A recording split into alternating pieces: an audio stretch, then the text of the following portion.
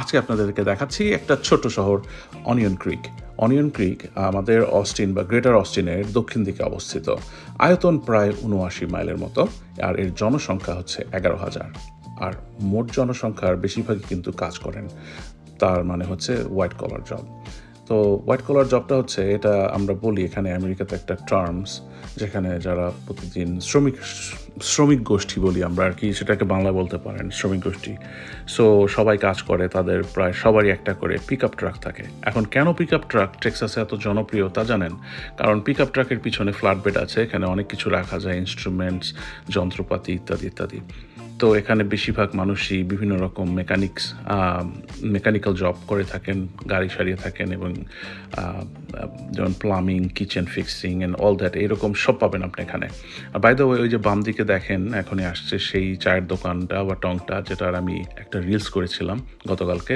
হ্যাঁ, সেই টংটা হচ্ছে ওই বাম দিকে, বাম পাশে। তো এরকম টঙের দোকান বা চায়ের দোকান অনেক আছে।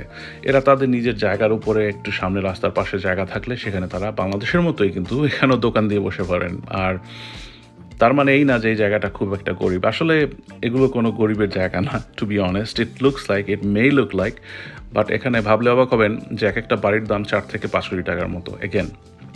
আর এদের পারিবারিক আয় প্রায় ১ থেকে ১.৫ কোটি টাকা। আর এখানে একটা মজার বিষয় হচ্ছে ৫০ ভাগ নারী, ৫০ ভাগ পুরুষ, মানে 50-50 রেশিওতে আছে।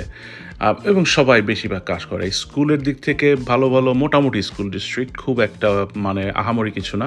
স্কুল ডিস্ট্রিক্টটা তেমন স্ট্রং না। বেশিরভাগই এখানকার বিভিন্ন ইউনিভার্সিটিতে স্কুল গ্র্যাজুয়েশনের পর চলে যায়।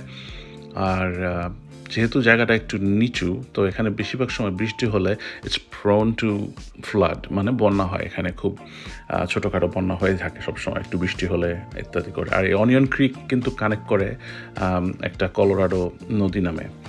আর যাই হোক, আশা করি আপনাদের এই ভিডিওটা ভালো লাগছে। আর আমি আসলে প্রথম ট্রাই করছি এরকম ভিডিও, আর আমি চেষ্টা করছি যে উইদাউট কাট করে এক টানে আপনাদেরকে ভিডিওটা দিতে, আনকাট, আনফিল্টার্ড। আমি আসলে ফিল্টার বা কাটিং পছন্দ করি না। সো মাঝে মধ্যে আমার কথা থেতলে যেতে পারে, বা আমি হয়তো বা I would choose a wrong word. ক্ষমার চোখে দেখবেন। এরকম ছোট ছোট এরকম শহরগুলো আপনাদেরকে দেখাবো। আমার আসল উদ্দেশ্য হচ্ছে, দেখেন আপনারা প্রকৃতি, দেখেন, দেখে আপনারা একটা শান্তি পান মনে, দেখতে একটা আইডিয়া হোক, এটুকুই আর কি। তো আপনারা আশা করবো আমার সাথে থাকবেন, আর ইনশাল্লাহ সাথে থাকুন, দেখতে থাকুন। আজকে এই পর্যন্তই।